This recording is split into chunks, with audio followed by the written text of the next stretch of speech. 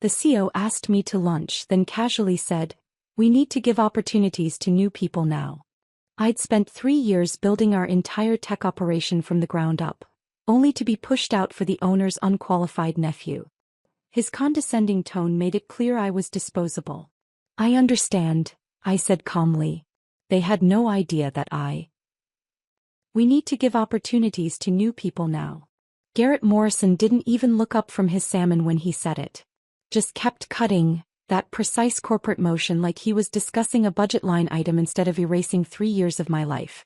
I sat across from him at Carlisle's, watching my career end over white tablecloths and overpriced seafood. Before we continue, I want to thank you for joining me in sharing these stories that matter. If you believe that competence should matter more than connections in the workplace, please consider subscribing. It's free and helps us reach more people who need to hear this. Now let's see how this unfolds. The owner's nephew. 28 years old. Fresh from some Silicon Valley boot camp. That's who was replacing me. I'd spent 3 years building Vanguard's entire tech operation from absolute chaos, transforming a failing logistics company into a digital powerhouse that survived when the entire regional power grid went down. I'd worked 18-hour days, missed holidays, sacrificed everything to make their systems unbreakable. And now I was being pushed out for someone whose only qualification was his last name. "I understand," I said calmly, setting down my water glass with steady hands. Garrett looked relieved. He actually looked relieved that I wasn't making a scene. What he didn't know, what none of them knew, was that I'd seen this coming for 2 months. I'd been watching the server logs, tracing unauthorized access attempts, watching someone systematically download every blueprint, every protocol, every system I'd built from nothing. They weren't just replacing me. They were stealing everything first. And I'd been preparing for this moment since the day I first suspected. The condensation on my water glass formed small rivers that pooled on the white tablecloth. I watched them spread while Garrett continued talking about fresh perspectives and generational evolution. Corporate language designed to make betrayal sound like strategy. He was good at this. Smooth, practiced, probably rehearsed the whole speech in his office mirror this morning. "Marcus Holloway brings a modern perspective," Garrett said, finally meeting my eyes. "He's completed an intensive program at one of the top tech academies in Silicon Valley. Very forward-thinking approach to digital infrastructure." Forward-thinking. That's what they were calling it. Marcus Holloway had spent 3 months learning JavaScript basics while I'd spent 3 years building enterprise systems from scratch. But he had the right last name, the right connections, and apparently that mattered more than actual competence. My mind flashed back to 3 years ago. I'd arrived in Boston broken, running from Minneapolis and Ryan and the ruins of a life I'd thought was solid. My ex-fiancé had been secretly planning a move to Seattle, interviewing for jobs, apartment hunting, building an entire future without me. "I need space to grow," he'd said when I found the apartment listings on his laptop. As if I'd been holding him back instead of supporting every ambition he'd ever mentioned. I'd crashed with my college roommate, sleeping on her couch, rebuilding myself one line of code at a time. Vanguard had been desperate when they found me. A ransomware attack had crippled their entire network. Their previous IT director had quit mid-crisis, leaving them completely exposed with no disaster recovery plan, no backup systems, nothing. They were hemorrhaging money, losing shipments, watching clients flee to competitors who could actually track their inventory. I'd walked into technological disaster and seen possibility. Their logistics operation was running on shared Excel spreadsheets. Password management consisted of sticky notes on monitors. They had no cloud redundancies, no security protocols worth mentioning, no understanding that their entire business was one system failure away from collapse. I'd pitched Garrett a comprehensive 3-year modernization plan. He'd given me a modest budget and told me to work miracles. So I did. For 18 months I practically lived in the office. Rebuilt their network architecture from the foundation up. Implemented cloud redundancies that would keep us running even if the physical servers failed. Trained staff who thought two-factor authentication sounded like science fiction. Created security protocols that made us virtually unhackable. I hired carefully. Marcus Jennings, brilliant with databases who could optimize queries in his sleep. Priya Kapoor, who understood hardware at an instinctive level most engineers never reached.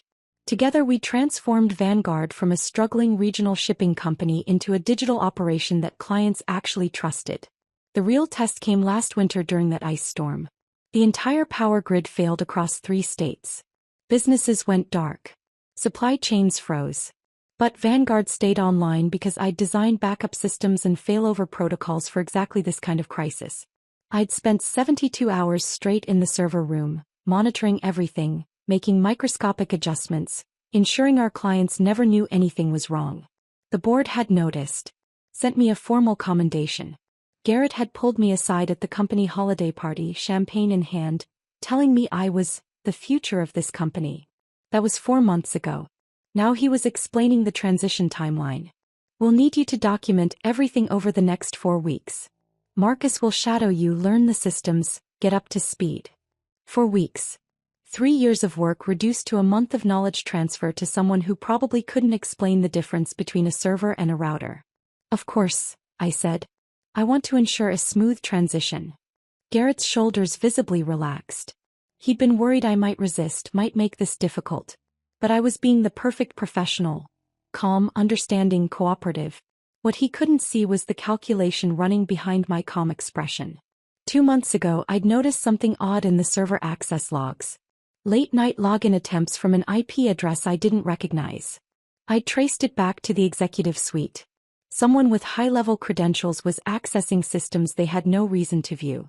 Downloading technical documentation. Copying architecture blueprints. At first I'd thought it was a security breach. Started investigating like I would any potential threat. But then I noticed the pattern. They weren't accessing client data or financial records. They were specifically targeting my work. My custom code, my proprietary solutions, my security frameworks. Someone was preparing to replace me. They just needed to steal everything I knew first. I'd started watching more carefully after that. Noticed how Garrett began canceling our weekly strategy sessions with increasingly transparent excuses. How my access to board meeting agendas mysteriously disappeared from the shared drive. System cleanup, the automated message had said. How a consultant I'd never met showed up asking basic questions about systems I'd designed, claiming senior leadership had authorized his visit. Priya had noticed too. She'd pulled me aside 2 weeks ago, voice low, telling me she'd been invited to planning sessions I knew nothing about. Something feels off, Lil, she'd said. Like they're designing something around you instead of with you. I dismissed her concern then. Still believed that competence mattered more than politics. That building something indispensable made you valued rather than vulnerable. I'd been wrong. Garrett was wrapping up now, signaling for the check. I know this is unexpected, Lillian. But I hope you understand it's not personal. It's just what's best for the company moving forward. Not personal. As if dismantling someone's career could ever be anything but personal. I smiled. Nodded. Shook his hand when he offered it. Warm, slightly damp, held for exactly 2 seconds. Long enough to seem sincere, short enough to avoid real connection. I appreciate you telling me directly, I said. He looked genuinely grateful. Probably expected tears or anger or desperate negotiation. Instead he got professional acceptance, which made his job easier and his conscience clearer. I walked through the restaurant with my head up, expression neutral, playing the part of the gracious professional accepting inevitable change. The November rain started halfway to my car. By the time I reached the parking garage I was soaked. I sat in the driver's seat for a long time, watching water streak the windshield, thinking about infrastructure. Both the digital kind and the personal kind. How you could build the entire foundation that keeps something running and still become invisible. How irreplaceable was just corporate language for, we haven't figured out how to replace you yet. But they'd figured it out now. Find someone cheaper, someone connected, someone who wouldn't push back when they made stupid decisions. Steal all the knowledge first, then discard the engineer who created it. That evening I went to the office after everyone else had left. The server room hummed with its familiar rhythm. Cooling fans, blinking status lights, the quiet pulse of systems I'd built from nothing. 3 years of my life existed behind these locked doors. Burning the midnight oil? I turned. Marcus Holloway stood in the doorway wearing expensive sneakers and unearned confidence. He looked like he'd walked straight out of a tech startup recruitment video. Designer hoodie, carefully casual, the kind of studied carelessness that only money could buy. Just routine maintenance, I said evenly. Mind if I observe? Getting familiar with the setup. He walked in without waiting for permission. Garrett mentioned you'd be training me over the next few weeks. Of course. He studied the server racks like someone evaluating furniture. Impressive setup. Seems a bit over-engineered for what we actually need, but definitely solid infrastructure. Over-engineered. I'd built these systems to handle triple our current capacity specifically so Vanguard could scale without hitting infrastructure bottlenecks. Every redundancy, every backup system, every layer of complexity he was casually dismissing had a strategic purpose. But he couldn't see that. Didn't have the experience to understand why complexity sometimes equaled resilience. Been reviewing your documentation, he continued. Really thorough. I've got some ideas for streamlining things, modernizing the approach. He said it like he was doing me a favor. Like optimization meant stripping away safeguards without understanding why those safeguards existed in the first place. I look forward to hearing your thoughts, I said. After he left, I sat down at my workstation and pulled up the access logs on my personal laptop, the one they hadn't thought to restrict yet. Marcus Holloway's credentials had been created 5 weeks ago. 5 weeks before my termination lunch. He'd been given full administrator privileges from day one. The viewing history showed he'd already downloaded my entire technical documentation library. Every custom solution, every proprietary algorithm, every workaround that made impossible timelines routine. They'd been planning this for months. Mining my knowledge while I worked 18-hour days fixing security vulnerabilities, while I sacrificed evenings and weekends to keep their systems running flawlessly.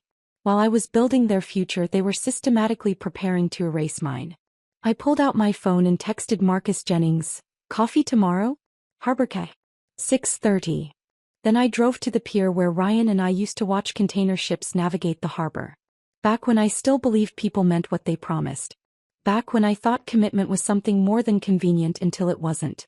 The water was black under the November sky, reflecting nothing. I sat in my car, engine off, watching my breath fog the windows. I thought about trust and value and what happens when you mistake being essential for being secure. About the difference between building something and owning it. About how easily competence becomes invisible until the moment everything breaks. They thought I was disposable. Thought I'd accept this quietly and fade away. They were about to learn how wrong they were. Marcus Jennings was already at Harbor Cafe when I arrived at dawn, hunched over a coffee that looked like it had gone cold. Exhaustion was written in every line of his face. The kind that comes from losing sleep over moral dilemmas instead of technical problems. "They're phasing you out," he said before I'd even sat down. "I know." I slid into the booth across from him. "How long have you known?" "Few weeks." He couldn't meet my eyes. "They've been having me document your systems. Asking strange questions about dependencies, vulnerabilities, failover procedures. Making me explain architecture only you fully understand." He finally looked up. "I should have warned you immediately. I'm sorry." "You have twins," I said quietly. "Middle school, right? And a mortgage." He nodded. "Student loans. Another 8 years of payments." I understood. Principal was expensive when you had obligations. When refusing to cooperate meant risking everything your family depended on. Marcus had made the calculation every parent makes. Protect your own first, even when it means compromising what you know is right. We sat in silence for a moment, watching early morning joggers pass the window, their breath visible in the November cold. A delivery truck rumbled past. The barista called out someone's order. Normal life continuing while mine was being systematically dismantled. I leaned forward. "They think everything's captured in the documentation." Understanding flickered across Marcus's face. "But we both know it's not," I continued quietly. "The proprietary middleware I'd developed independently. The custom integrations that existed nowhere in official code repositories. The monitoring algorithms that only functioned because of invisible architecture they couldn't see or replicate. The patches I'd built during late nights and weekends, solutions to problems that weren't supposed to be solvable. I'm not sabotaging anything," I said carefully. "But I'm not giving away what belongs to me either." Marcus studied me for a long moment. "Then, what do you need?" "Copies of everything I developed independently. Original code, timestamps, anything that proves ownership separate from Vanguard's standard work product." I paused. "And I need to know who's still with me." He pulled a flash drive from his jacket pocket and slid it across the table. Already done. Everything you asked for. I pulled it last night after everyone left. I looked at the small device. You're risking your job. They're going to do this to all of us eventually, he said. Today it's you. Tomorrow it's me or Priya or anyone who knows too much and costs too much. He wrapped his hands around his cold coffee. I can't teach my daughters to stand up to bullies and then be a coward myself. The official announcement came during the company-wide meeting the following week. I'd spent the days between strategizing with a lawyer, documenting everything, preparing for what I knew was coming. But preparation didn't make it hurt less. Garrett stood at the podium with Marcus Holloway beside him like a crown prince being presented to the kingdom. The conference room was packed. They'd made attendance mandatory. As many of you know, Vanguard is entering an exciting new phase, Garrett began, his voice carrying that practiced corporate enthusiasm. We're committed to generational transition and fresh perspectives that will carry us into the future. Fresh perspectives. Code for cheaper labor and nepotism. Lillian Thorne has been instrumental in building our technology infrastructure, he continued, carefully not meeting my eyes. We're grateful for her contributions as she helps transition leadership to Marcus over the next 4 weeks. Past tense. I was already gone in his mind. Whispers rippled through the room. Most of my team looked genuinely shocked. They hadn't known. Priya's head snapped toward me from across the conference room, her expression a mixture of disbelief and anger. I gave her the smallest nod. Later, Marcus Holloway stepped forward, all youth and confidence. I'm excited to build on the strong foundation Lillian created, he said, managing to make it sound both complimentary and dismissive. We'll be implementing some modern approaches to streamline operations and position Vanguard for scalable growth. He had no idea what any of those words actually meant in practice. After the meeting, I requested an immediate private conversation with Garrett and Sharon from HR. They tried to put me off, but I stood my ground. We ended up in a small conference room, the three of us around a table that felt like an interrogation setup. Several of the critical systems Marcus will be inheriting were built using my personal development framework, I said without preamble. Created outside standard work hours, based on proprietary code I developed before joining Vanguard. Sharon slid paperwork across the table. She'd been ready for this. Your employment contract is explicit, Lillian. All work product created during your tenure belongs to Vanguard. Not everything, I countered. The CoreSync platform was developed 6 months before I joined this company. I licensed it to Vanguard but retained ownership. It's documented in the original integration agreement from 3 years ago. Garrett shifted in his chair, the first crack in his corporate composure. That was 3 years ago, Lillian. Circumstances have evolved. So has CoreSync, I said, keeping my voice calm and professional.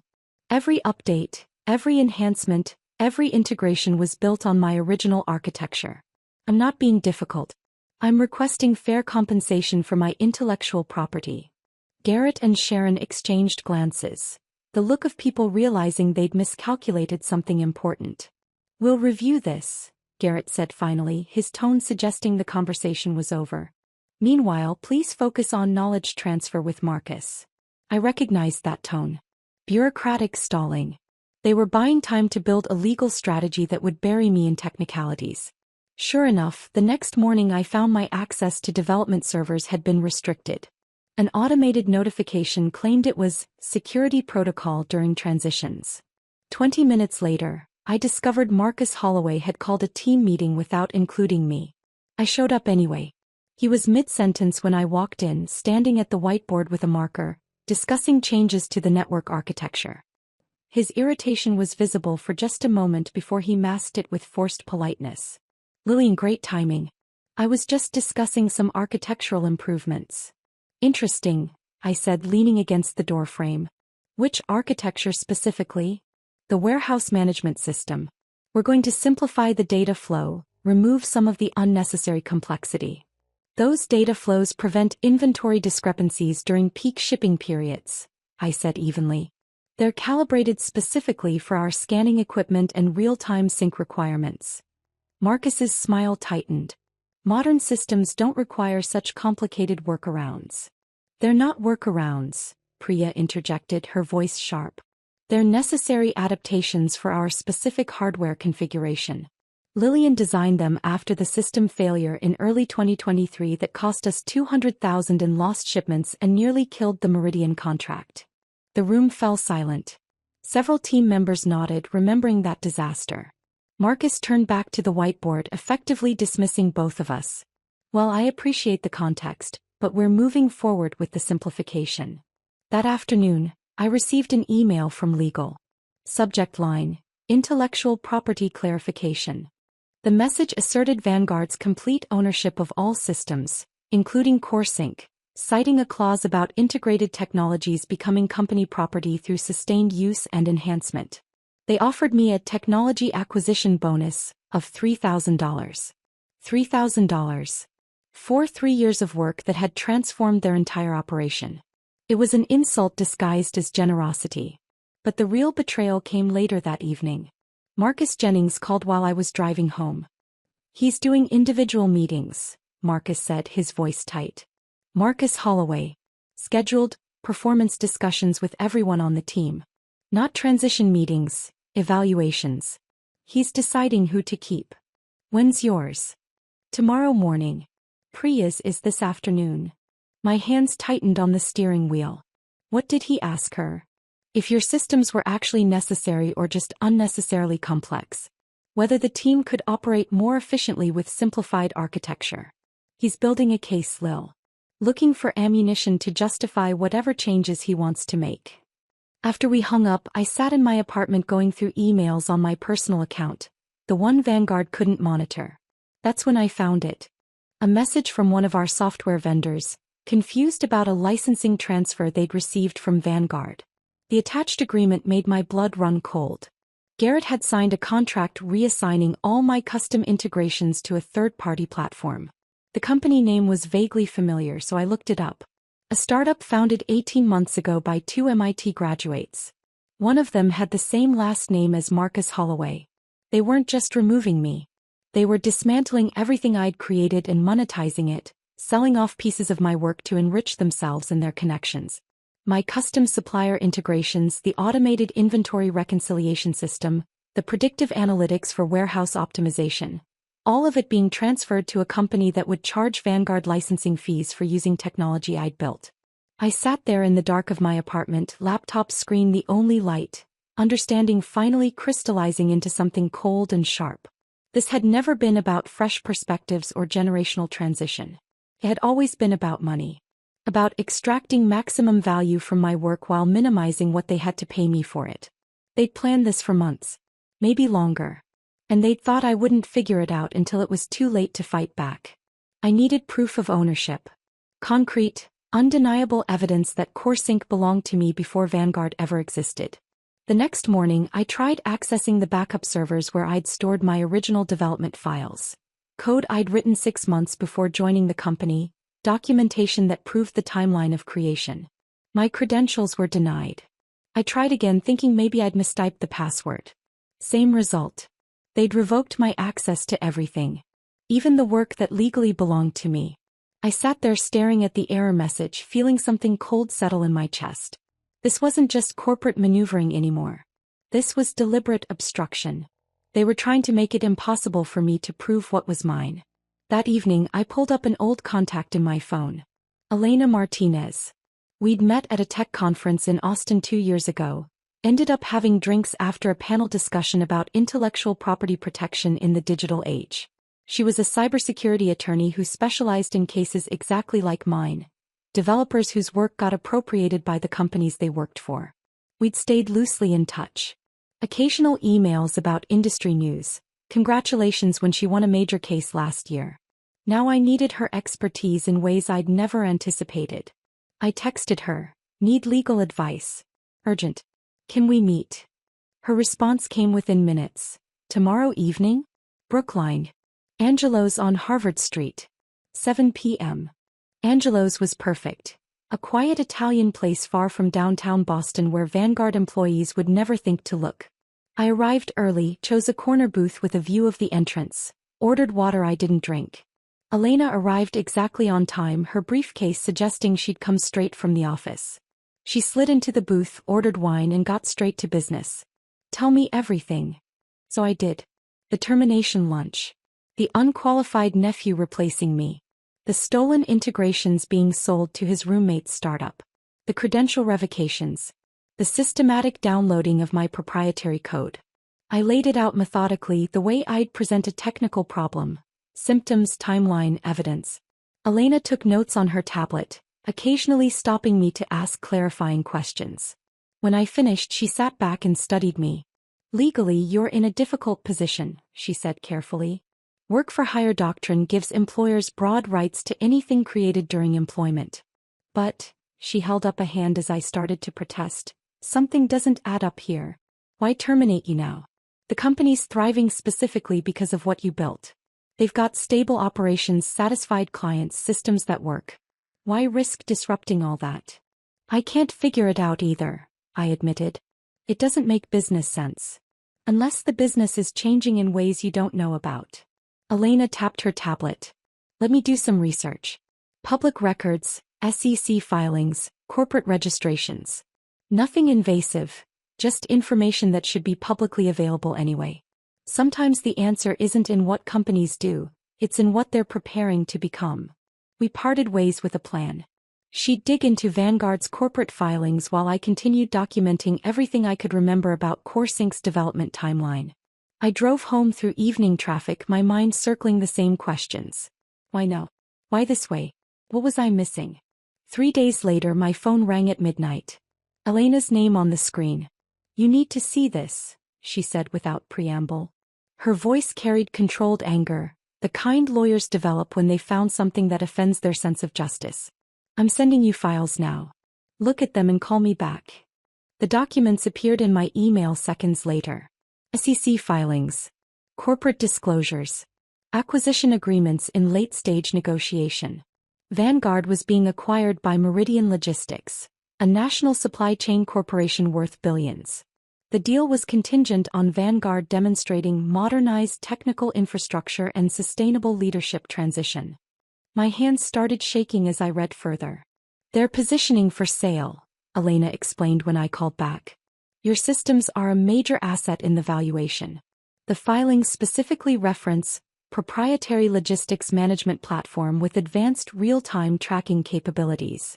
That's your CoreSync, Lillian. They're selling your work as their primary asset. But why push me out before the sale? I asked. Wouldn't I add value to the deal? Read attachment 3, Elena said grimly.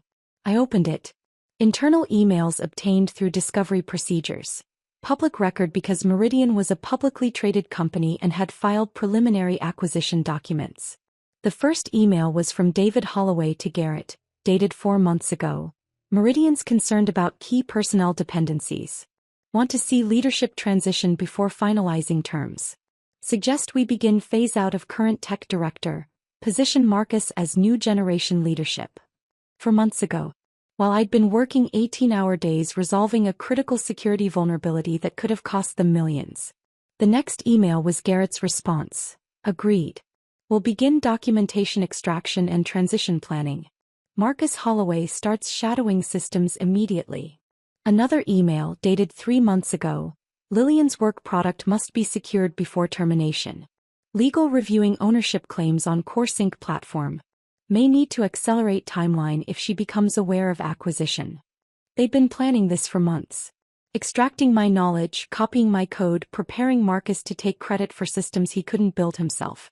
All timed to maximize the acquisition value while minimizing my ability to claim what was mine. While I was building their future, they were systematically erasing me from it. I drove to Castle Island without consciously deciding to go there. Parked in the lot overlooking the harbor and sat watching planes descend toward Logan Airport, their lights cutting through the pre-dawn darkness. My mind cycled through every conversation from the past 4 months. The consultant who'd shown up asking basic questions. He'd been from Meridian doing due diligence. My disappeared board access. They'd been discussing the acquisition in those meetings. Garrett canceling our weekly sessions. He couldn't meet my eyes while planning my removal. Every subtle shift in tone, every odd interaction, every unexplained change, it had all been choreographed. A carefully planned extraction of knowledge before disposing of the source. I thought about Ryan planning his Seattle move in secret.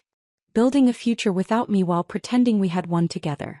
Making me believe in something that was already ending. But this time was different. This time I wasn't the person who'd fallen apart. This time I'd seen it coming. I'd been watching, documenting, preparing. At home, I tore through my closet looking for an old external hard drive I'd used before joining Vanguard. Found it in a box of cables and adapters I'd nearly thrown away during my last apartment move. I plugged it in with shaking hands. The files were still there. Original CoreSync code, dated 8 months before I'd joined Vanguard. Development notes showing the evolution of the platform. Architecture diagrams I'd sketched during coffee shop sessions while job hunting after Ryan left. And emails. Dozens of emails. Including one from Garrett Morrison, dated 3 weeks after I'd started at Vanguard. Your CoreSync platform is exactly what we need. Can you integrate it with our current systems? We'll discuss proper licensing arrangements once the initial crisis is resolved. Another 2 months later, CoreSync working beautifully. You've saved this company, Lillian.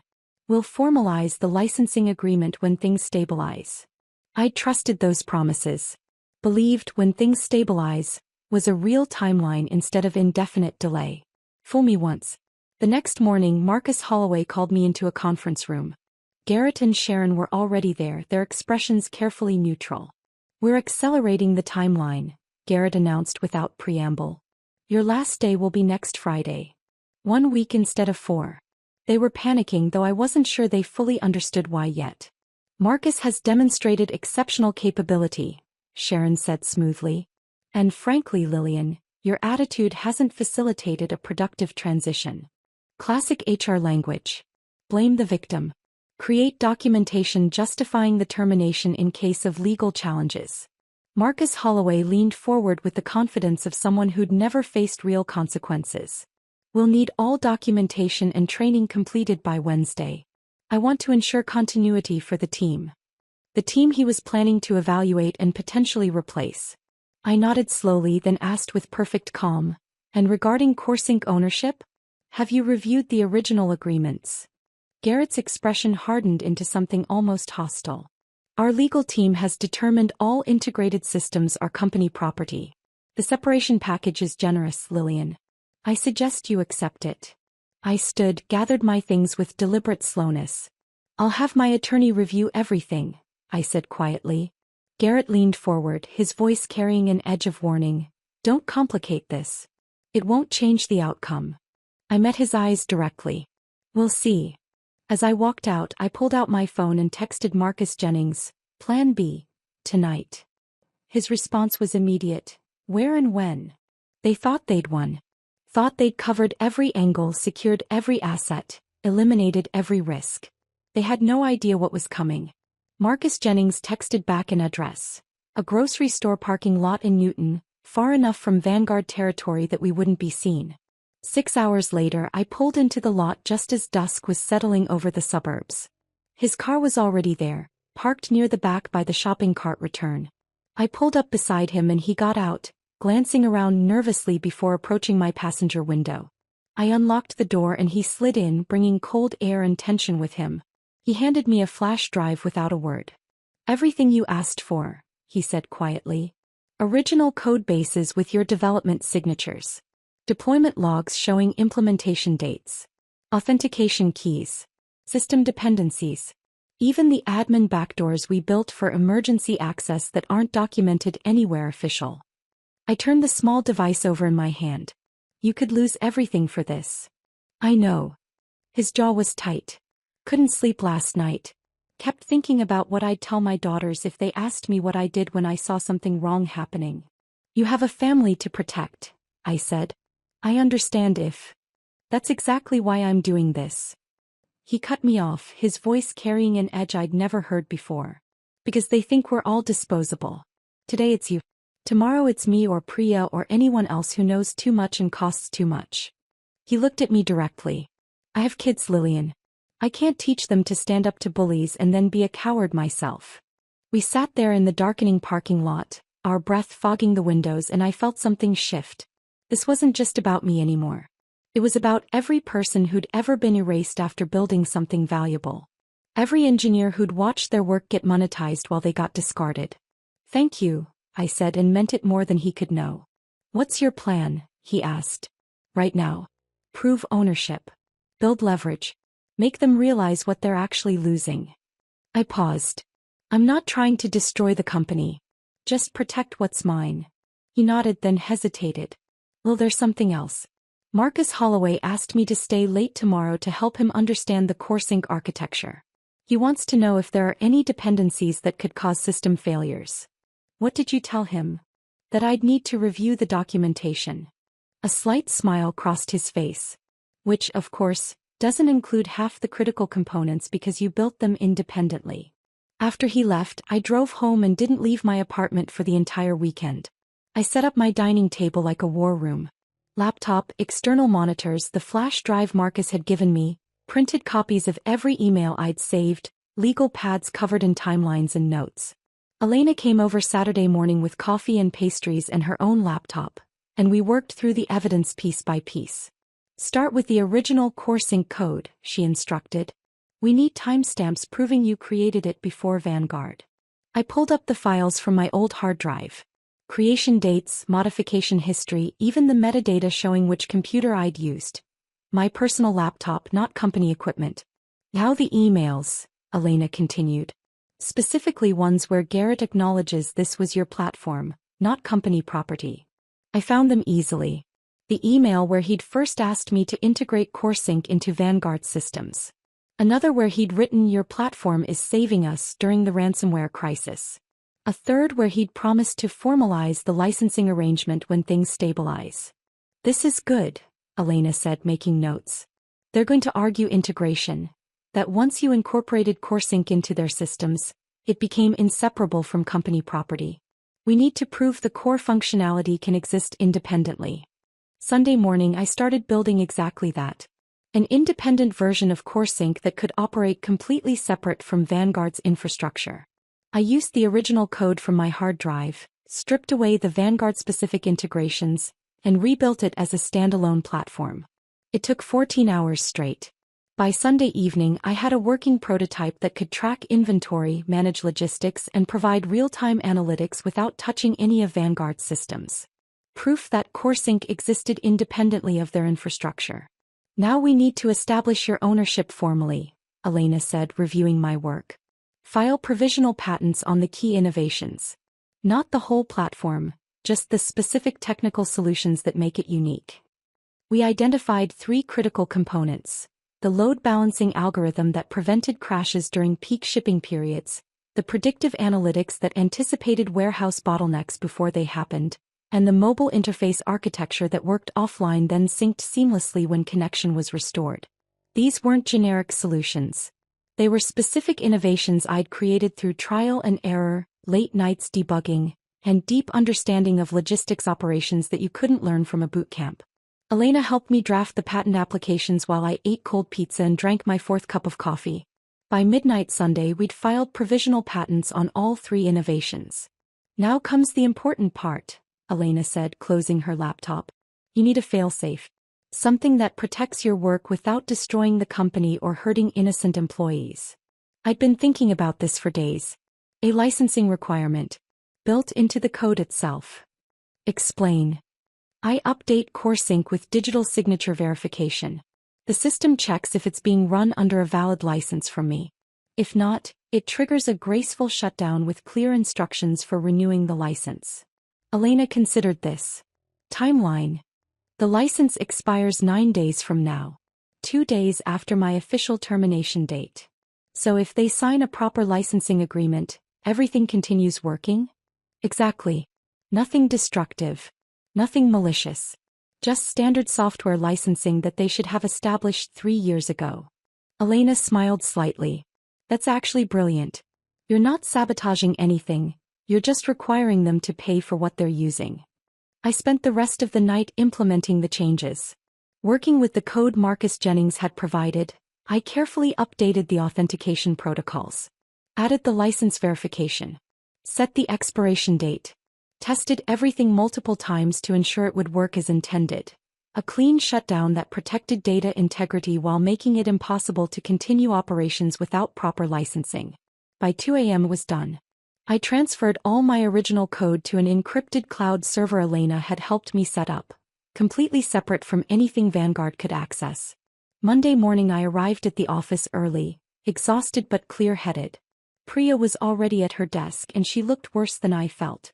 "Marcus called emergency sessions all weekend," she said quietly as I approached.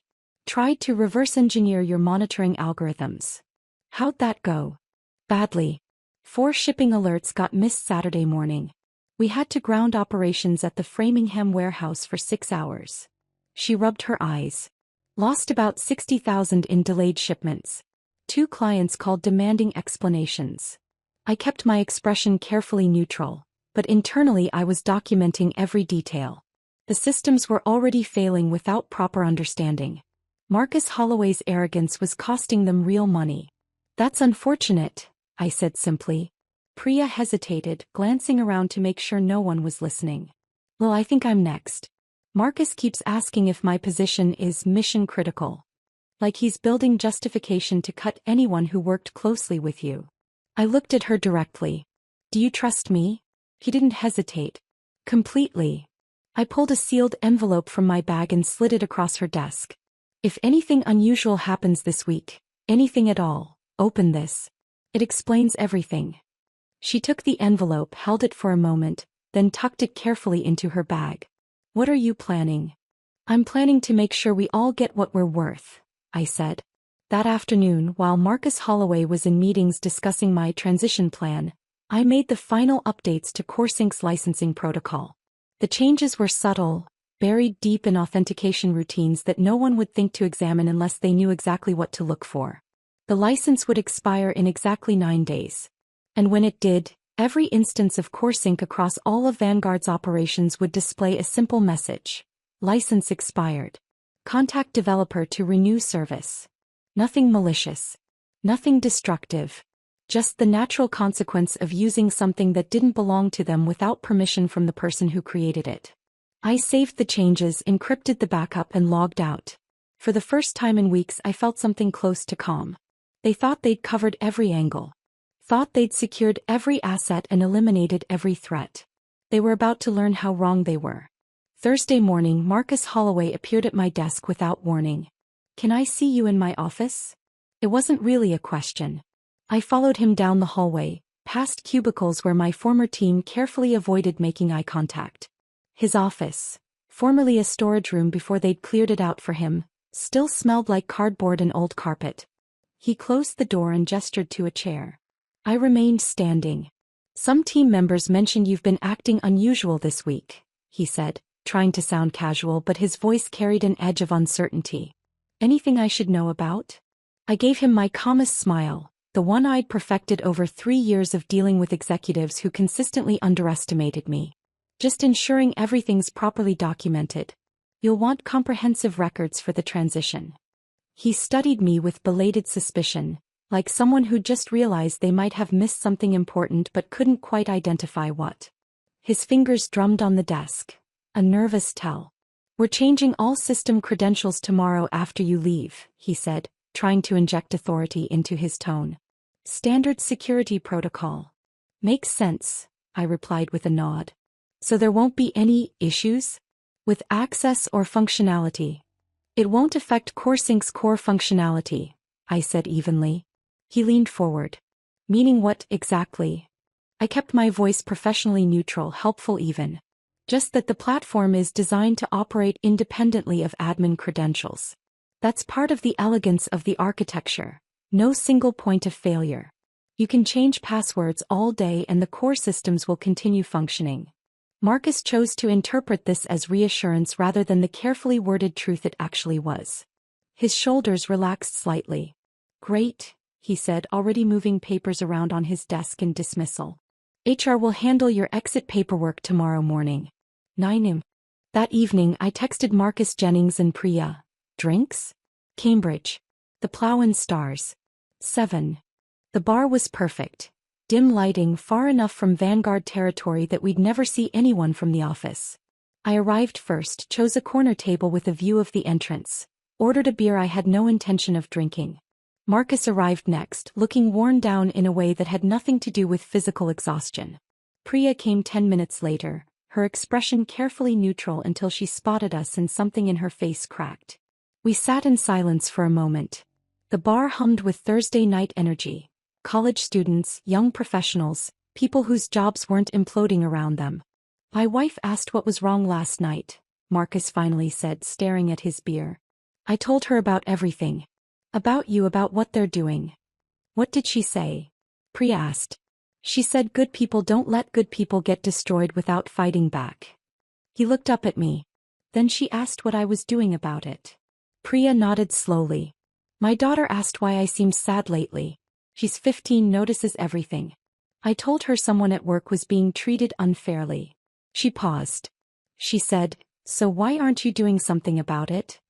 The silence stretched between us, heavy with implications. Whatever happens next week, I said carefully, I want you both to know you don't owe me anything. You have families, careers, futures to protect. I never asked you to risk any of that. Marcus shook his head. We're not protecting you, Lil. We're protecting the idea that people who build things should own what they create. That competence should matter more than connections. And we're protecting ourselves, Priya added quietly. Because if they can do this to you, someone who literally saved the company, they can do it to anyone. We're all disposable to them. We talked for another hour, carefully avoiding specifics, never explicitly discussing what might happen but understanding passing between us in the spaces between words. When we finally left, Marcus pulled me aside in the parking lot. The system audit they're running tomorrow, he said quietly. They're looking for backdoors, anything they think you might have left that could give you access after termination. Will they find anything? Not what they're looking for. A slight smile crossed his face. Because you didn't leave backdoors. You just never gave them the whole picture to begin with. Friday morning arrived with gray skies and temperatures that promised winter was done being polite about its arrival. I dressed carefully, professional but not corporate, someone leaving on her own terms rather than being pushed out. The HR meeting was exactly as soulless as I'd expected. Sharon from HR slid paperwork across the table with practiced efficiency. Termination acknowledgement, non-disclosure agreement, liability waivers that tried to prevent me from ever speaking about my departure. Elena Martinez already reviewed these, I said, pulling out my own copies with her annotations in red ink. I'll sign the termination acknowledgement. The NDA is acceptable with the modifications noted. I won't sign the additional liability waivers. They're overly broad and not part of my original employment contract. Sharon's pleasant expression faltered. These are standard. They're not standard and they're not enforceable. My attorney was very clear about that. We went back and forth for 20 minutes before Sharon finally agreed to remove the additional waivers. I signed what was necessary, declined what wasn't, and handed back the pen. Your access badge? Sharon prompted. I slid it across the table. 3 years reduced to a piece of plastic with an increasingly outdated photo. Marcus Holloway organized a farewell lunch, Sharon continued. 1 o'clock at. I'll pass but thank you. Her lips tightened. It would be good for team morale. Show there are no hard feelings. I'm sure Marcus can handle team morale without me.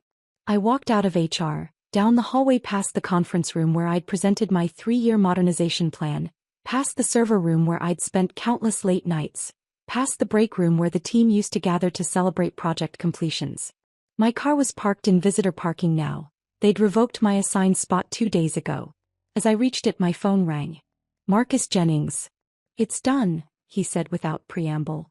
His voice was tense, almost breathless. Marcus just reset all the admin passwords. Changed every credential in the system.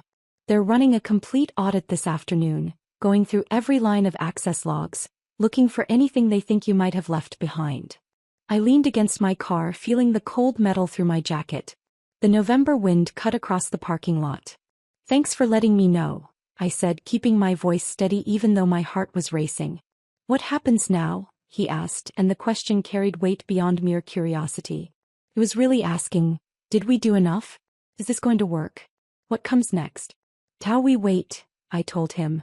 Now we see if they're smart enough to realize what they actually lost. I spent the weekend doing deliberately, aggressively normal things. Grocery shopping on Saturday morning, pushing a cart through aisles while other shoppers complained about produce prices and debated between pasta brands. Laundry in the basement of my apartment building, folding clothes while a neighbor's kid ran circles around the dryers. Reading a mystery novel I'd been meaning to finish for 3 months, finally getting through it in one sitting. Sunday afternoon I called my mother in Minneapolis. She answered on the second ring, her voice carrying that particular brightness she used when she was gardening. "Lillian, I was just thinking about you. The mums are still hanging on, can you believe it? This late in November." I let her talk about her garden, about the neighbors, about her book club's latest selection. She didn't ask about work. I told her months ago that everything was going well, that I was happy, that Boston had been the right choice after all. No reason to complicate that story now. Phone calls from unknown numbers came throughout the weekend. I ignored them all. Let them go to voicemail. Didn't bother checking the messages. Saturday evening, I stood on my small balcony watching the harbor lights come on across the water. The city looked beautiful from this distance. All glowing windows and reflected light, the ugliness of individual struggles invisible from here. I thought about infrastructure. Not the digital kind but the personal kind. The foundation you build in yourself that determines whether you collapse or stand firm when everything external crumbles. When Ryan left, I'd nearly fallen apart because I'd built my entire sense of self on being chosen, being loved, being enough for someone else. I'd measured my worth by his presence in my life. This time was different. This time I knew exactly what I was worth, regardless of whether Vanguard chose to acknowledge it. I'd built something real, something valuable, something that couldn't be replicated by someone with 3 months of training and the right last name. Sunday night, I sat at my kitchen table and reviewed the timeline one final time. The license would expire Monday morning at 9:42 a.m., exactly when warehouse operations shifted to peak volume, exactly when core sync became most critical to their entire operation. I'd chosen the timing carefully. Not vindictive, just strategic. They needed to understand what they were losing at the moment when that loss mattered most. I set my alarm for 9 a.m., poured a glass of wine, and stood at my kitchen window watching the city lights blur into abstract patterns. Tomorrow would tell me if I'd been clever or just desperate. Tomorrow would show whether justice was something you could code into a system or just a story we told ourselves while powerful people did whatever they wanted. I finished the wine, rinsed the glass, and went to bed. Slept better than I had in months. Monday morning my alarm went off at 9 a.m. I made coffee, opened my laptop at the kitchen table, and pulled up the monitoring dashboard I'd set up on my secure server. The screen showed all 3 Vanguard facilities, green status indicators across the board.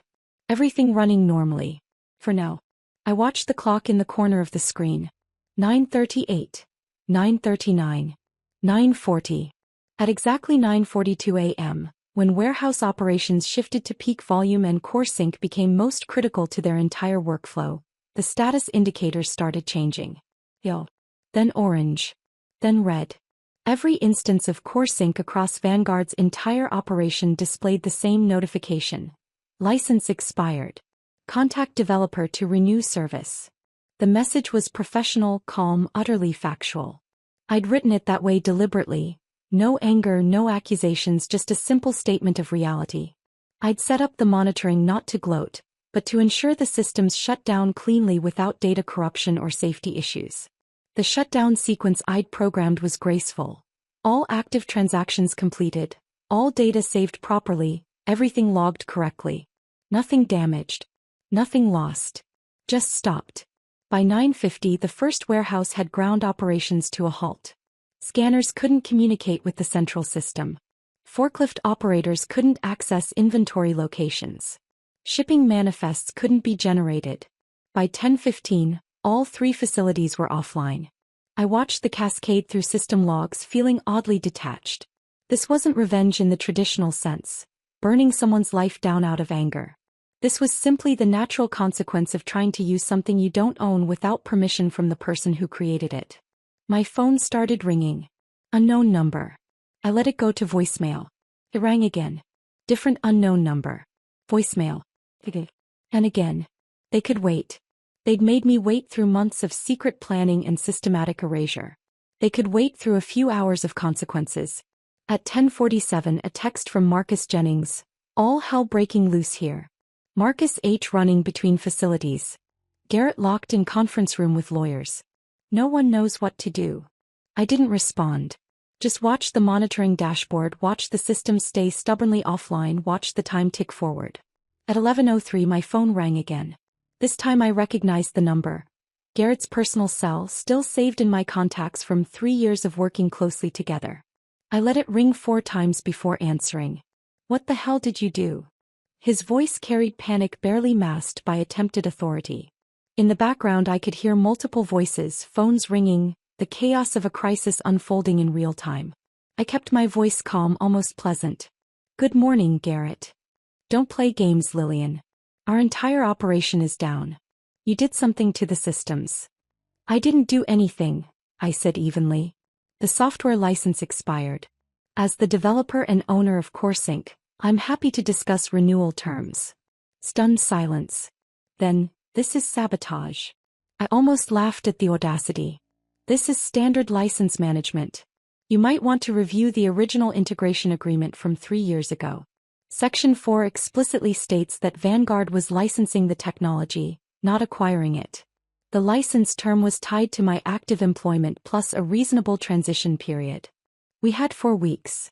You accelerated the timeline to 1 week. Remember? Last Friday was my final day. The transition period ended at close of business. The license expired this morning. I could hear voices in the background getting louder.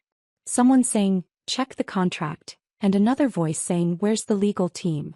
I've sent a licensing proposal to your legal department, I continued. The terms are straightforward.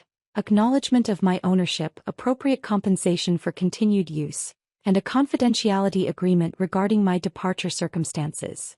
Garrett's voice went cold. This is extortion. I let the silence hang for a moment before responding. This is business, Garrett. I understand. These things happen. I hung up. My hands were shaking slightly as I set the phone down. Not from fear or anger but from adrenaline. From the reality that I'd actually done it.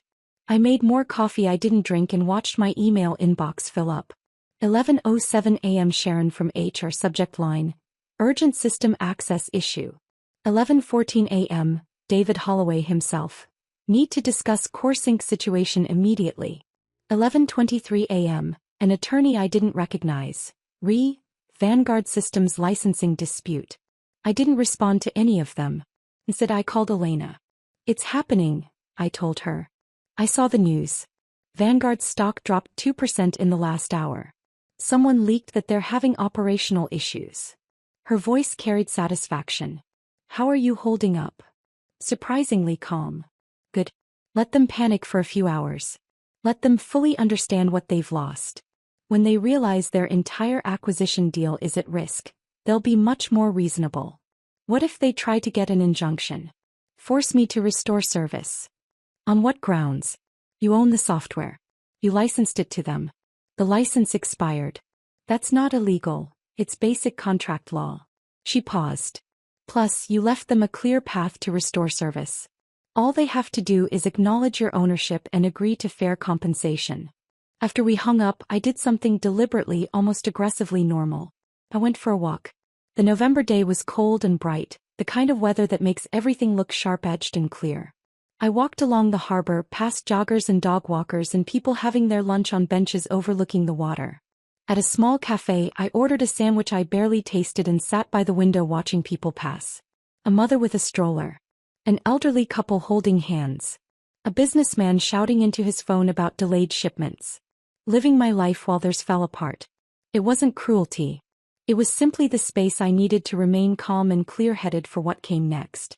At a corner market, I bought flowers, bright orange chrysanthemums that reminded me of fall in Minnesota, of better times before everything got complicated. By the time I got home at 3 p.m., I had 17 missed calls and 23 new emails. At 4:15, Elena called again. Their attorneys reviewed your documentation, she said. They've admitted you have a legitimate ownership claim. But they're arguing that the integration makes separation impossible. That CoreSync is so embedded in their operations that removing it would cause irreparable harm. They're threatening to seek an injunction, arguing that your actions constitute economic sabotage. I'd been expecting this. Remind them that I offered a fair licensing agreement before my termination. That Garrett refused to negotiate. That they proceeded to lock me out of my own intellectual property and tried to transfer it to Marcus Holloway's roommate's company. Already did. Also reminded them that we have documentation of every step. Email trails showing they knew CoreSync was your property. Proof they systematically extracted your knowledge while planning your termination. Evidence of the acquisition deal that motivated everything. And they're worried about publicity. If this goes to court, the acquisition falls apart. Meridian won't buy a company embroiled in intellectual property litigation. Boss. They're asking for an emergency meeting. Tonight. They want to settle. I looked at the chrysanthemums now sitting in a vase on my kitchen counter, their bright orange petals catching the late afternoon light. Something settled inside me. Not triumph exactly. Something quieter and more sustainable. Tell them I'll consider meeting tomorrow, I said. After they've spent a full day living with the consequences. You sure? They're desperate right now. That's our leverage. I'm sure. They made decisions for months without consulting me. They can wait one day. Elena's approval was evident in her voice. I'll let them know. That evening, as the sun set over the harbor and the city lights began their nightly routine, my phone buzzed with a text from Marcus Jennings. Emergency meeting just ended. Marcus Holloway looked like he was going to cry. Kept saying the documentation didn't show any of this. Garrett asked him at least 5 times why he didn't know about the licensing requirements. Marcus couldn't answer. David Holloway asked who reviewed the acquisition due diligence. No one had a good answer for that either. It was brutal. I stared at the message for a long time. Part of me wanted to feel satisfied. Vindicated. Triumphant. But what I actually felt was tired. And clear. And certain that what I'd done was necessary. I didn't respond to Marcus's text, but I saved it. Then I poured a glass of wine, stood at my kitchen window, and watched the city lights blur into abstract patterns while somewhere across town, executives who'd thought I was disposable were learning exactly how wrong they'd been. Tuesday morning I woke up knowing exactly what I was worth. I dressed carefully, charcoal blazer, simple blouse, professional but not supplicant. Successful but not flashy. The kind of outfit that said I didn't need their approval but understood how these games were played. Elena picked me up at 9:30. We drove downtown in silence, both of us running through the strategy we'd refined over the past 24 hours. The meeting was at a neutral location, a conference room in Hammond and Price, a law office that neither of us had connections to. Neutral territory for what was essentially a hostage negotiation, except I was the one holding the leverage. We arrived at 10 a.m. exactly. Not early enough to seem desperate, not late enough to seem petty. Garrett was already there, looking like he hadn't slept. David Holloway sat beside him, fingers drumming on the table, the same nervous tell I'd seen in his nephew. Sharon from HR occupied the far end, her expression professionally neutral. 2 lawyers I didn't recognize flanked them, both with the exhausted look of people who'd spent the night reviewing contracts and finding nothing but bad news. Marcus Holloway was notably absent. They were already distancing themselves from their golden boy. We took our seats across the table. Elena arranged her laptop and files with deliberate precision. The silence stretched uncomfortably. Garrett started to speak, but one of the lawyers, older, gray-haired, expensive suit, cut him off with a raised hand. Miss Thorne, the lawyer said, his voice carrying practiced neutrality. We acknowledge there may have been some misunderstanding regarding the ownership structure of the CoreSync platform. Elena didn't let that stand for even a second. There was no misunderstanding, she said crisply. There was a deliberate attempt to appropriate my client's intellectual property without compensation. We have documentation proving ownership, emails acknowledging the licensing arrangement, and evidence of systematic extraction of proprietary information. She opened her laptop and turned it so they could see the screen. Timeline of events, email chains, access logs. What we have here is not a misunderstanding, Elena continued. It's theft. The word hung in the air like smoke. David Holloway shifted uncomfortably in his seat. He was the majority shareholder, the one whose nephew had triggered this entire disaster. I watched him calculate in real time how much this was going to cost. Not just in money but in reputation, in the acquisition deal that was supposed to set him up for a comfortable retirement. Let's not use inflammatory language, the gray-haired lawyer said. Let's use accurate language, Elena countered. She pulled up another document. My client developed CoreSync 6 months before joining Vanguard. She licensed it to the company with explicit retention of ownership rights. This was acknowledged by Mr. Morrison in multiple emails. She gestured to the screen. These emails where he refers to licensing Lillian's platform and promises to formalize arrangements once things stabilize. Garrett's jaw tightened, but he said nothing. The negotiation took 4 hours. They tried everything. The younger lawyer argued that work-for-hire doctrine superseded the licensing agreement. Elena produced the employment contract with its carve-out clause for pre-existing intellectual property. Sharon suggested that the integration of CoreSync into Vanguard's systems created shared ownership.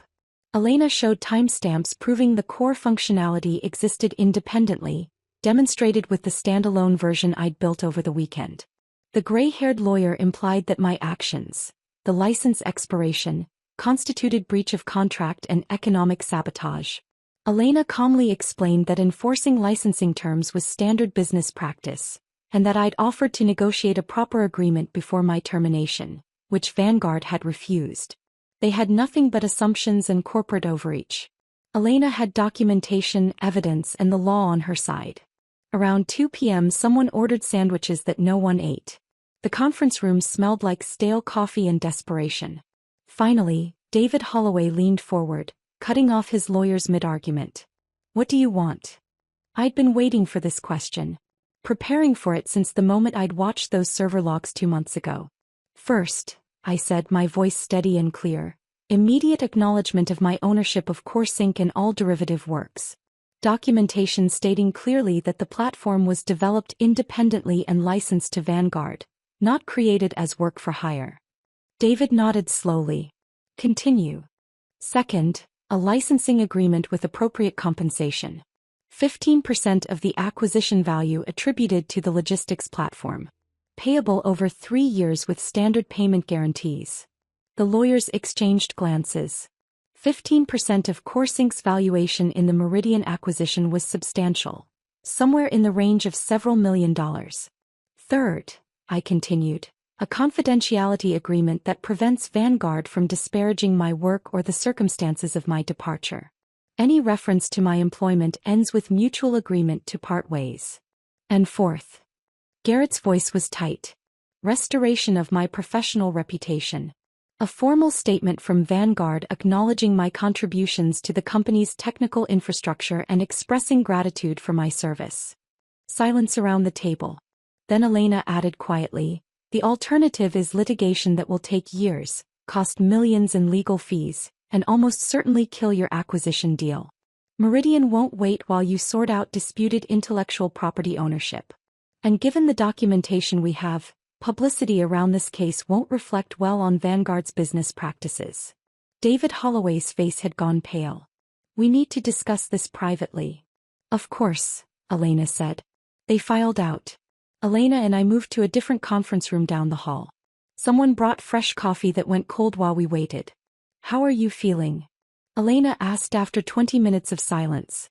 Tired, I admitted. But clear. They're going to agree. They have no choice. I know. 45 minutes later they returned. Garrett spoke first and I could see how much the words cost him. We agree to your terms. David Holloway added quickly, with one addition. We need you available as a consultant during the transition. To ensure system stability and support the integration with Meridian. I looked at Elena. We'd anticipated this request. Consulting rate is triple my previous salary, I said. And I work on my own schedule, reporting to Meridian's chief technology officer, not to Vanguard management. David's eyes widened slightly at the rate, but he nodded. Agreed. The lawyers pulled out laptops and started drafting documentation immediately. It took another 2 hours to finalize everything, every clause reviewed and negotiated, every term precisely defined. I read every word carefully before signing. Elena reviewed it twice. When the last signature was in place, Garrett stood and extended his hand. I looked at it for a moment before shaking it. His palm was damp. You planned this all along, didn't you? He said quietly as we gathered our things. The license expiration time to your departure? I met his eyes directly. I planned to protect what was mine. You planned to steal it. One of us succeeded. He looked away first.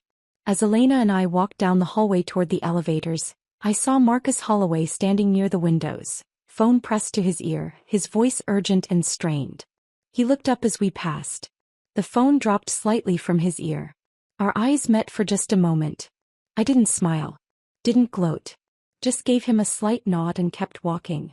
Let him live with the knowledge that his arrogance had cost his family's company millions. That the easy job he'd been handed had turned into a disaster because he'd underestimated someone he'd never bothered to understand. Outside, the November air was cold and sharp. Elena and I stood on the sidewalk for a moment, not speaking. You did it, she finally said. We did it, I corrected. She smiled. Drinks tonight? We should celebrate. Tomorrow, I said. Tonight I just want to go home and sleep. But there was one more meeting first. 4 days later I sat in a very different conference room. Meridian Logistics' downtown office was all glass and steel and expensive minimalism. Cassandra Wells, their chief technology officer, was in her 50s with sharp eyes and a no-nonsense demeanor that reminded me of my favorite engineering professor in college. He got straight to the point. We're proceeding with the Vanguard acquisition, she said, sliding a contract across the table. But we want you leading the technical integration as an independent consultant. Not an employee. Not tied to Vanguard's management structure. You report directly to me. I reviewed the contract. The compensation was 3 times my previous Vanguard salary. Complete autonomy over schedule and methodology. Defined scope that protected me from overreach. What about Marcus Holloway? I asked. Cassandra's expression cooled noticeably. Mr. Holloway will be pursuing other opportunities. His technical assessments during our due diligence were optimistic at best. He assured his uncle that the transition would be seamless. He paused meaningfully. Obviously it wasn't. She leaned back in her chair. Between us, this acquisition nearly fell apart. If you hadn't been willing to negotiate, we would have walked away. Vanguard doesn't seem to understand that they bet their entire future on systems you built. Systems that apparently can't function without you. I signed the contract that afternoon. And for the first time in months I felt something like peace. Not because I'd hurt anyone, but because I'd finally been properly valued for what I'd created. I left Cassandra's office and walked through downtown Boston as the afternoon light turned golden. The contract was in my bag, signed and sealed. The peace I felt wasn't triumph. It was something quieter. Resolution maybe. Or just the simple satisfaction of being properly valued. 3 weeks later, my phone rang while I was reviewing system architecture plans for the Meridian integration. Marcus Jennings. Marcus Holloway is gone, he said without preamble. I set down my coffee. When? They announced it this morning. Official line is, pursuing other opportunities. He paused. Want to know what actually happened? Tell me. 2 major clients threatened to terminate their contracts after repeated system failures. The logistics platform crashed twice last week during peak shipping periods. Packages lost, delivery windows missed, inventory counts completely wrong. His voice carried an edge of dark satisfaction. Meridian sent in their own tech team to assess the damage. Found out Marcus had been trying to streamline your architecture. Removed what he called redundant protocols. The load balancing algorithms, I said quietly. And the failover systems. And half the error checking. Basically everything that kept the platform stable under pressure. Marcus let out a long breath. He didn't understand why the complexity existed. Thought he was optimizing when he was actually dismantling the only things keeping everything from collapsing. I should have felt vindicated. Should have felt satisfaction that his arrogance had caught up with him. Instead I just felt tired. Marcus Holloway was a symptom, I said. Not the disease. What do you mean? The disease is a system that values credentials over competence. Connections over contribution. That treats expertise as disposable until the moment everything breaks. I watched pedestrians pass on the street below. He was just a kid who got handed something he wasn't ready for. The real problem is the people who handed it to him. Speaking of which, Marcus said, Garrett's still technically CO through the acquisition. But his role at Meridian is essentially decorative now. Impressive title, corner office, but he doesn't make actual decisions anymore. Sits in meetings and nods while other people talk. How's he taking it? Not well. He's aged about 10 years in the past month. After we hung up, I stood at my window for a long time, thinking about consequences and accountability and whether any of this had actually changed anything fundamental about how the world worked. Probably not. But maybe it had changed something about how I worked within it. 2 weeks later, Marcus Jennings called again. This time with a question. I'm thinking about leaving Vanguard, he said. And I wondered if you might have space in your consulting practice. I'd been expecting this. What about your job security? Your family? My wife and I talked about it. A lot. He paused. She said watching me compromise what I believe in was harder than any financial uncertainty would be. And she's right. I can't keep working for people who treat competence as disposable. When can you start? Within 4 months, both Marcus and Priya had joined me. We weren't employer and employees. We structured it as a partnership. Equal stakes, shared decision-making, everyone properly compensated for what they contributed. Priya brought 3 other former Vanguard engineers with her. People who'd watched what happened to me and decided they wanted to work somewhere that valued them properly. We rented office space in Cambridge. Nothing fancy, just 2 rooms with good light and a view of the river. Filled it with whiteboards and comfortable chairs and the kind of equipment we'd always wanted but never gotten approved at Vanguard. My first consulting payment from Meridian was substantial. I used it for a down payment on a brownstone apartment in the North End. 1 bedroom, exposed brick, a small balcony overlooking the harbor. Not extravagant. Just mine. I furnished it slowly, deliberately. A couch I actually liked instead of something on sale. Art from local galleries.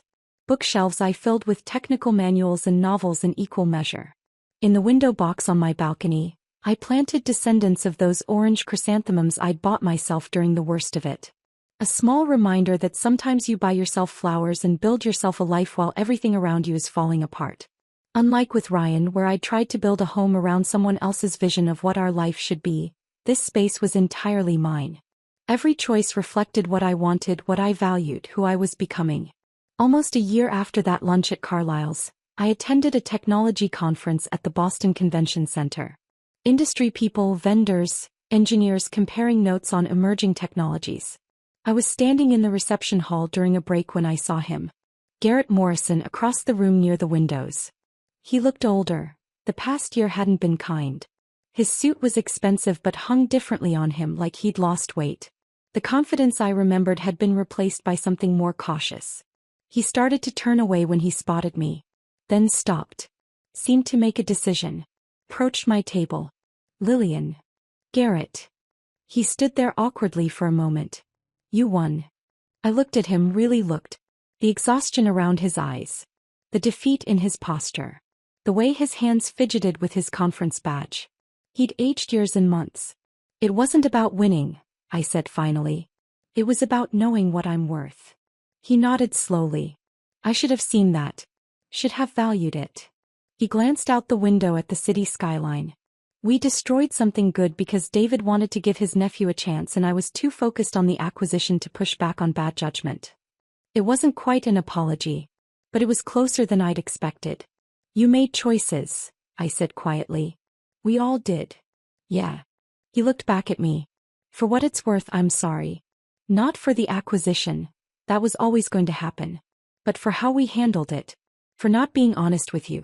For treating you like you were disposable when you'd built everything that mattered. Thank you for saying that. He nodded once more, then walked away. I stayed there for a long time, watching the city lights come on across the harbor, thinking about systems. The ones we build, the ones we break, and the ones that ultimately define who we are. 6 months after that encounter, my consulting firm had expanded to 15 people. We operated differently than most tech companies. No venture capital, no pressure to grow faster than made sense. We were selective about clients, turning down projects that wanted to extract our expertise without properly compensating us. We only accepted contracts where we maintained ownership of our innovations, where we got fair recognition, where the terms respected what we brought to the table. Marcus Jennings's daughters visited the office one afternoon after school.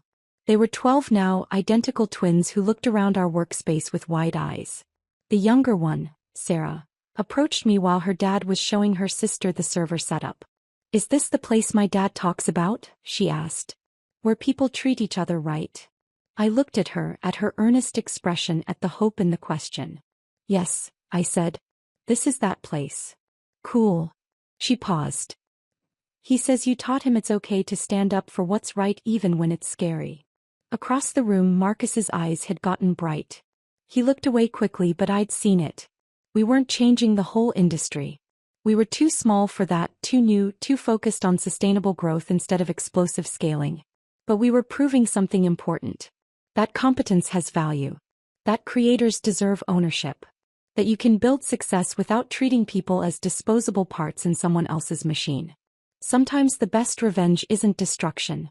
It's building something they can't function without, then making them acknowledge they needed you all along. I thought about that lunch at Carlisle's. Garrett's casual dismissal. My own calm acceptance that hid months of careful preparation. They thought I was disposable. They learned otherwise. And in learning that lesson, they taught me something too. I'm not just worth what others decide to pay me. I'm worth what I know I created. What I can build. What I bring to any table I choose to sit at. That knowledge, more than any contract, more than any settlement, more than any revenge, is what I built from the ruins. On Friday evenings now, I stand on my balcony watching the sun set over the harbor. The chrysanthemums bloom orange against the railing. The city spreads out below, full of people building and breaking and rebuilding their lives. I pour wine. Watch the light change. Think about infrastructure and resilience and the foundations that matter. And I know with absolute certainty exactly what I'm worth. Not because someone finally acknowledged it, but because I never forgot it in the first place. If this story of calculated justice had you hooked from start to finish, hit that like button right now. My favorite part was when that license expired at exactly 9:42 a.m. and Lillian watched their entire operation crash in real time. What was your favorite moment? Drop it in the comments below. Don't miss more powerful stories like this. Subscribe and hit that notification bell so you never miss an upload.